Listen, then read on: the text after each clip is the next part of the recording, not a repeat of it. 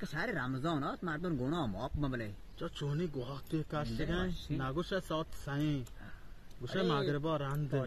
شما عبره صحیح گئے امیر بیچارہ وفات بیتا چونی بیتا ما نزانه شرابیان صافیه بیتا شو وفات بیتا اوه الله رحم بکن شو واسطا یہ مویا مرد چشین جاگه میری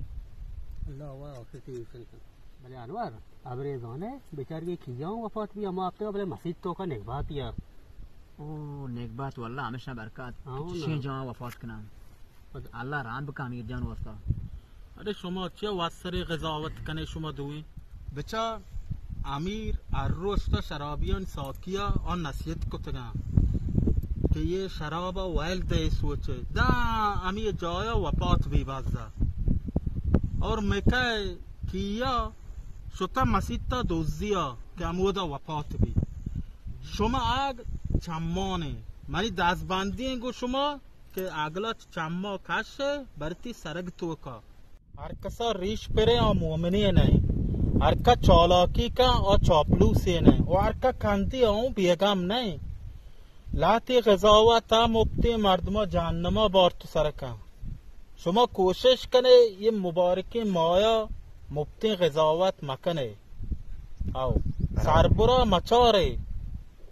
برکت جان تو بالکل راست گوشه او نا بیچاره انی یکی ارو شراب خانه برو بلکه اراده دیگه چیزی یا یکی را مسیح تا چمپلی دوزده بلکه دینا هم یه دوزدی چه اراده در دوا جاگا مهم نہیں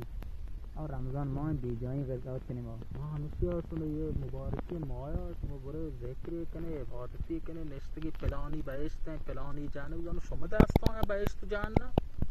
والله مزنی اولیاء الله بیتگن یا اشتباهی اشتگن جهنم یا انچین گناهکار بیتگن یا نیکی بیتگن خدایا برتگن بهشتا بخشو اللہ تعالی بیشک کاونا شما واسطه نشتگی که امیر چوشه